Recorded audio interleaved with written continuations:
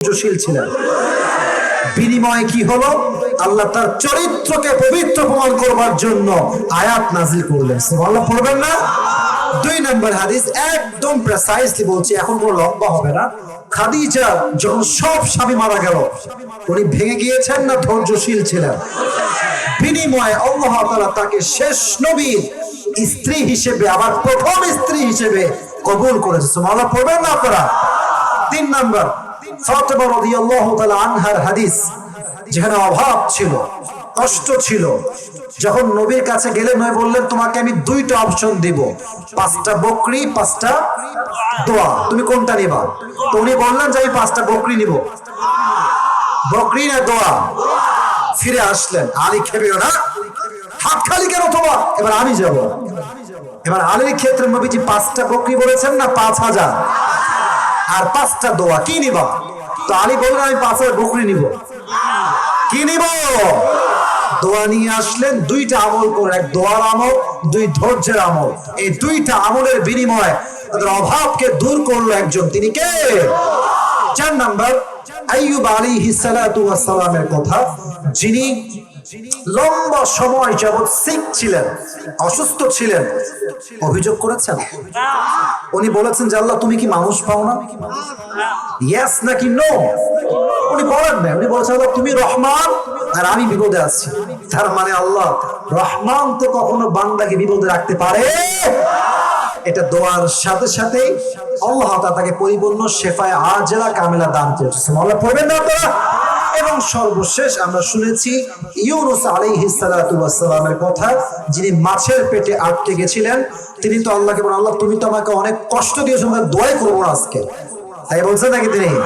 আল্লাহ তুমি আমাকে মুক্তি দান করো, লা ইলাহা ইল্লা আনতা সুবহানাকা ইন্নী কুনতু মিনাজ জালিমিন। আল্লাহ আমাকে maaf করো, মুক্তি দাও, তুমি তো মুক্তি দেওয়ার মালিক। ওনার দোয়া এবং ধৈর্য দেখে তাকে মাছের পেট থেকে মুক্তি দিয়েছে একজন, তিনি কে? যে যুবকের কথাগুলো মনে আছে দাঁড়িয়ে যাও, আমি প্রশ্ন করব। এই যে আমি বলি, সবাই বসে বলো, এই যে তুমি 5 কিলো টুপিওয়ালা নীল জুব্বা মেবি, তুমি মাঝখানে আসো, মাঝখানে আসো, এই যে মাঝখানে আসো। হ্যাঁ, বাসটা ফালাই চলে আসো। হ্যাঁ, সব ফালাই দাও। আচ্ছা সবাই কাশি দেন। আমার প্রিয় হুজুর ভাই, ছোট ছেলে কিন্তু হুজুর মানুষ। এই হ্যান্ড মাইকটা কোথায়? হ্যান্ড মাইকটা একটু, হ্যান্ড মাইকটা দেন তাকে। এটা সবাই জোরে সোরে বলেন মারহাবা। মাশাআল্লাহ। মাইকটা নিয়ে পেছনে কই যান রে ভাই? ভালোবাসার মানুষ আপনি, বসে পড়েন, বসে পড়েন। এই তো এক্ষুনি শেষ হয়ে যাবে। সবাই একটা সালাম দেন। আসসালামু আলাইকুম রাহমাতুল্লাহ। আপনার সালামটাও আসতে হয়েছে, মানুষ জবাব দিচ্ছে আসতে, জোরে সালাম দেন। আসসালামু আলাইকুম রাহমাতুল্লাহ। ওয়ালাইকুম আসসালাম ওয়া রাহমাতুল্লাহি ওয়া বারাকাতুহু। প্রিয় ভাই, বলেন তো আজকে আলোচনার মূল বিষয়বস্তু কি ছিল? ধৈর্য। মারহাবা বলবেন না? সে যদি 3 বার আটকে যায় তাহলে তাকে আর সুযোগ দেওয়া হবে না। 3 বার সুযোগ দেওয়া হবে, লাস্ট টাইম আর সুযোগ দেওয়া হবে না। আর যখনই সে উত্তর দিয়ে দিবে, আপনার টাঙ্গাইলের মানুষ আপনার তাকবীর দিবেন এবং মারহাবা বলবেন জোরে সোরে। রাজি আছেন তো ইনশাআল্লাহ? তো মারহাবা একটা প্র্যাকটিস করেন সবাই মিলে, সকলেই জোরে সোরে বলেন মারহাবা। ধৈর্য। আচ্ছা, ধৈর্যের ক্ষেত্রে নবীজির একমাত্র কুমারী স্ত্রী আয়েশার একটা এক্সাম্পল দিয়েছিলাম। এক্সাম্পলটা কি ছিল বলো দেখি? আয়েশা রাদিয়াল্লাহু তাআলা আনহাকে নিয়ে রাসূল সাল্লাল্লাহু আলাইহি ওয়াসাল্লাম ঘুরতে গিয়েছিলেন।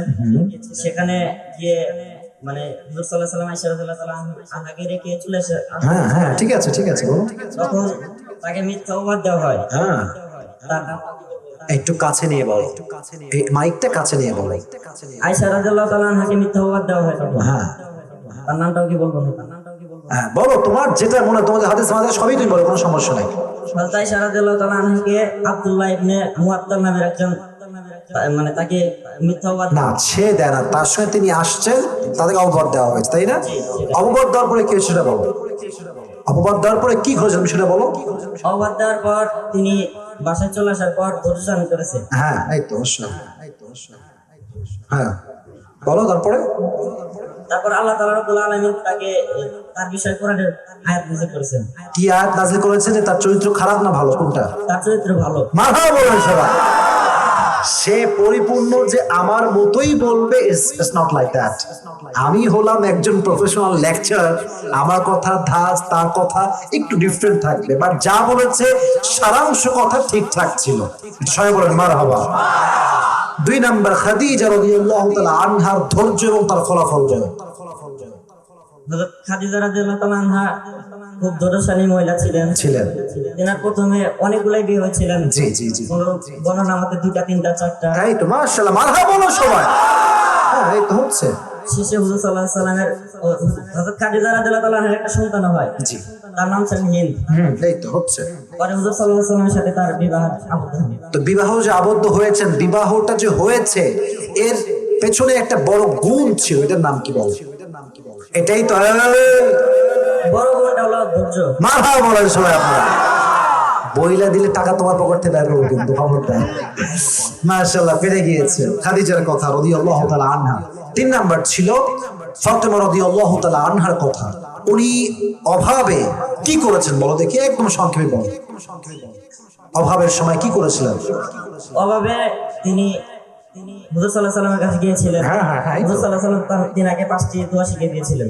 আর কি সাথে আরো 5টা কি ছিল? 5টা বুকে দিতে চেয়েছিলেন। হ্যাঁ হ্যাঁ এই তো। হ্যাঁ, তিনাকে 5টি দোয়া শিখিয়ে দিয়েছেন, তিনি তাই নিয়ে গেছিলেন। তারপরে কি আসছে? পরে হযরত আলী রাদিয়াল্লাহু তাআলা আবার আসছেন। হ্যাঁ, তিনি ওই 5টি দোয়া নিয়ে গেছেন। আর তার সেকেন্ড অপশন কি ছিল? তার সেকেন্ড অপশন ছিল 5000 রুপি। তো উনি কি নিয়ে আসছেন আসার সময়? 5টা দোয়া। 5টা দোয়া। তো বাসায় যাবে দোয়া এবং তার সাথে আরেকটা আমল তিনি অ্যাড করেছিলেন, নাম ছিল কি? জি। দোয়া তো আমল করেছেন, পাশাপাশি আরেকটা গুণকে সাইড রেখেছেন, সেই গুণটার নাম কি বলো? ধৈর্য। মারহাবা বলেন সবাই।